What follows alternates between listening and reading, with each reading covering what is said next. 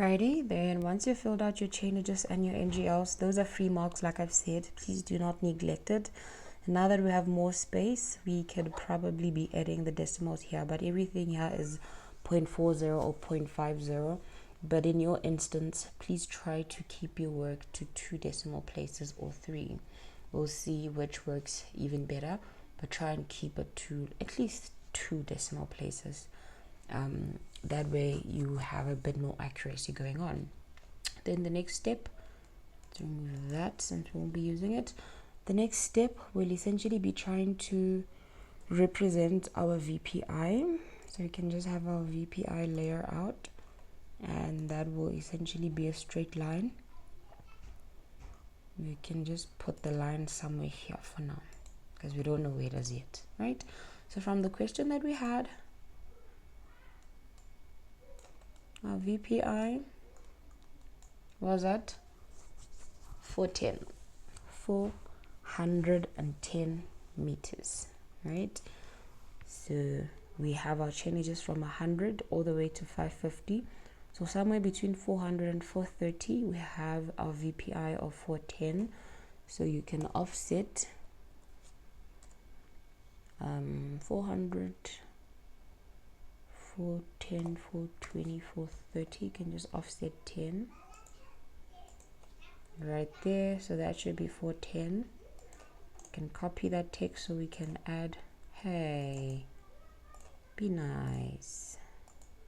So we can add our 410 VPI there. Then we can match. Remember, we have our VPI layer, and it's this line over here. We can just extend it a little bit so it's easier to see. Then we can just copy this. These ones are not playing nice. Hey, play nice. And we can just say that's our VPI at 410 meters. Okay. And we can match it again.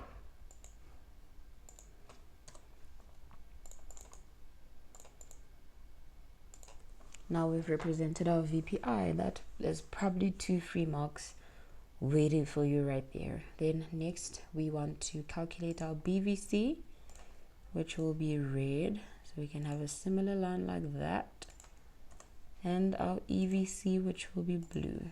I'm just putting them on there so it's easier to match properties from an existing thing.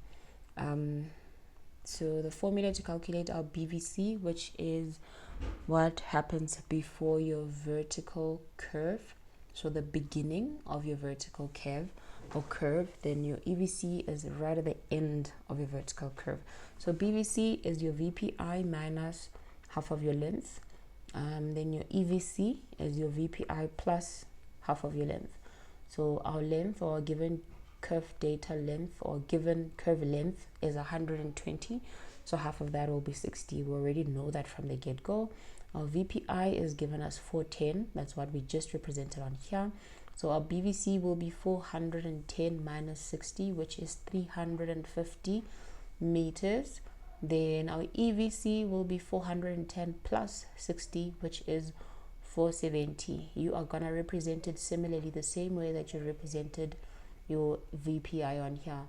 So BVC is 350, so we can offset 10 from this 340 over here. Then our EVC is 470, so we can offset 10 from 460 on there. Then you can match. Our BVC is red. I hope I'm right. Match. And our EVC is blue.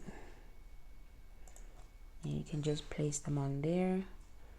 Then you can just extend so you're able to see them and label them. and extend. You can just copy both so it's easy to just edit. And we said this is our BVC, beginning of vertical curve, 350 meters, not caps. Then our EVC, or the end of our vertical curve, is 470 meters. Then you can match again. You can do all the matching right at the end. It just makes it easier on my eyes when I have no idea what this is. And I keep doing it. I think it's like a math calculator. Match pop. AVC is blue. Right, and that is essentially how you go about representing your VPI, which will be given, your BVC, and your EVC, which you would have to calculate. You'd have to calculate your beginning of a vertical curve as well as the end of a vertical curve. So up to so far, that is where we're at. You're almost halfway through what you have to do. You're almost halfway through. Just remember uniformity. If at any point it looks like there is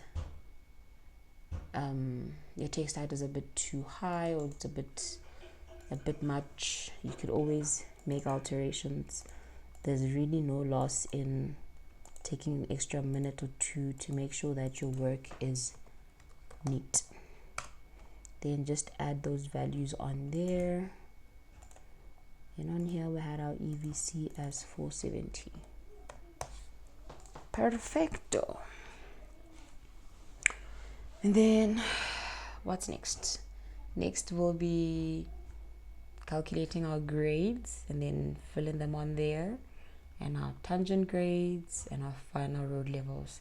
I don't want the videos to be too long, that's why I'm breaking them up into smaller digestible pieces, so that if you're ever looking for a specific video or a specific thing, you can go to one video and get the answer, and you don't have to sit through 20 minutes of information you're not looking for.